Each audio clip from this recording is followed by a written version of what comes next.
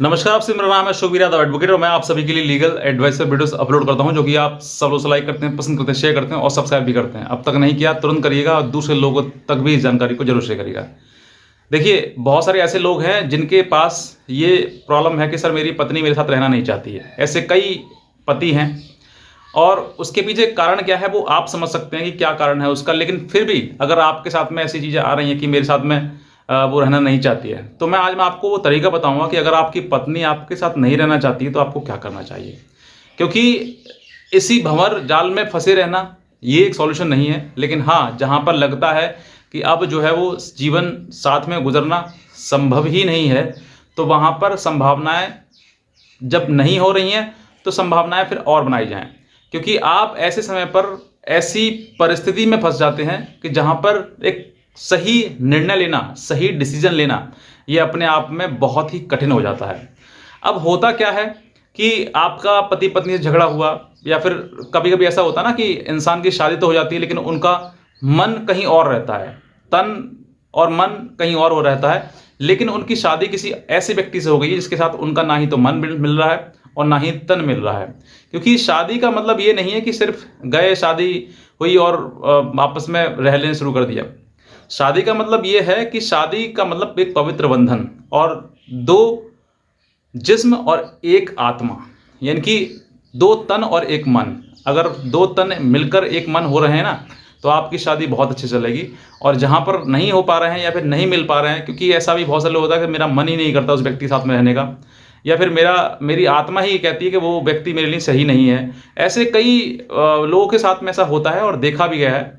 तो आपको अगर ऐसी कोई धमकी आ रही है या फिर उसका जो बात आई कही जा रही है कि मैं आपके साथ में नहीं रहूंगी, वो गुस्से में कही जा रही है, या आपको समझना है कि गुस्से में कही जा रही है या फिर वो वाकई उसकी इंटेंशन ऐसी ही है कि वो साथ में रहना ही नहीं चाहती है।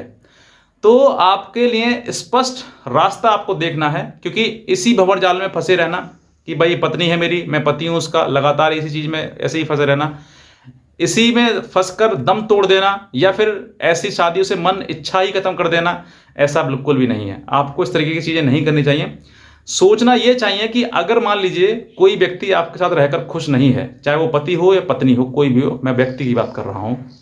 अगर वो व्यक्ति आपके साथ रहकर खुश नहीं है और उसकी आत्मा आपसे जुड़ी हुई नहीं है, तो ऐसे व्यक्ति अगर आपसे दूर जाना चाहता है या आपसे अलग होना चाहता है तो कर दीजिए, खुशी खुशी कर दीजिए। क्योंकि ऐसा व्यक्ति जो आपको, क्योंकि शादी जो है वो ऐसा नहीं है कि घंटा 2 घंटा, 2 दिन, 10 दिन, महीना, साल, 2 साल का संबंध हो। ये मृत्यु आने तक का संबंध है। जब तक आपको मृत्यु नहीं आई तब तक आपको लगातार एक साथ रहना है।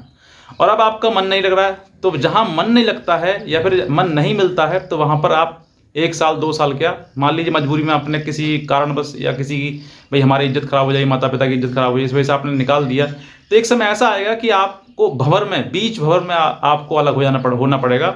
और वो रास्ता ऐसा होगा कि वहां पर ना आप इधर के रहेंगे ना आप उधर के रहेंगे।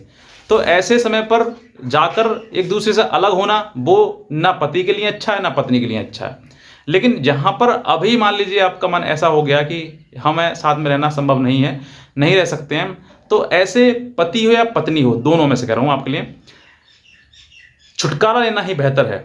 क्योंकि अब जो है, अगर मान लीजिए अपनी पति ने या पत्नी ने ये डिसाइड कर लिया है कि मुझे अब साथ में रहना ही नहीं है, तो आप सीधे मुकदमा करें तलाक का, डाइवोर्स का। उसमें कोई सेक्शन 9 वगैरह का आपका मुकदमा ना करें। बस इतना देख लीजिए कि उसकी इंटेंशन गुस्से में है, यानी कि सिर्फ ये कहना चाह रहा है कि वो गुस्से में मैं नहीं आऊंगी, और नहीं आऊंगी इसका मतलब वो कहीं ना कहीं आपको झुकाना चाह रही है। तो झुक जाइए, काम कर लीजिए जैसे भी मिल रहा है, लग रहा है कि हाँ आप अच्छा व्यक्ति हैं, लेकिन कहीं ना कहीं लड़ाई होगी, नाराजगी होगी, वो कह रही है मैं साथ में नहीं रहूंगी या नहीं आऊंगी, तो आप उस चीज़ को मना लीजिए। लेकिन जहां पर इंटेंशन साफ है, क्लियर है, और आपका भी मन कह रहा है कि हाँ ये महिला रहने वाली नहीं है, और ना उसकी मन इच्छा है ना मेरी इच्छा है रहने के साथ में, तो आप तलाक का मुकदमा तुरंत डालें। और तुरंत डालने के बाद अगर म्यूचुअली आपका हो रहा है बहुत अच्छी बात है, और नहीं हो रहा है म्यूचुअली, तो आप कंटेस्टेड भी आप डाल दीजिए मुकदमा तलाक का। वहां पर भी जब पत्नी से बयान होंगे, क्रॉस होगी, जिरह होगी, उससे पूछा जाएगा कि आप साथ रहना चाहती हैं, तो वहां पर वो मना कर देगी कि मैं साथ में रहना नहीं चाहती हूँ। तो ऐसे समय पर पत्नी मना करे या फिर पति मना करे, कोई भी दोनों में बयान होंगे तो मना कर देगा। तो आपका डाइवोर्स होना 100% तय है। इसमें कोई इफ नो बट वाली बात नहीं है। ये मैं अनुभव के आधार पर बता रहा हूं आपके लिए कि आपका डाइवोर्स होना 100% तय है, मोहर लगनी ही लगनी है। तो ऐसे समय पर आपके लिए कोई भी सोचने वाली बात ही नहीं है। सिर्फ वो मना कर दे मैं नहीं रहना चाहती हूँ या फिर नहीं रहना चाहता हूँ, साथ में तलाक हो जाएगा, 100% हो जाएगा। जैसे कंटेस्टेड हो जाए, म्यूचुअल होगा तो वो आपके दोनों रजामंदी से होगा। लेकिन अगर कंटेस्टेड है तो कंटेस्टेड भी आपका बिना किसी देर के, बिना किसी झिझक के आप डाइवोर्स का केस फाइल करें। डाइवोर्स आपका 100% होना है। अब इसमें कुछ लोग का सवाल ये होगा सर फिर एलिमनी देनी पड़ेगी हमारे लिए। तो आपको अगर कंटेस्टेड होता है और ऐसे में लड़की मना कर देती है तो कोई भी एलिमनी आपको नहीं देनी पड़ेगी।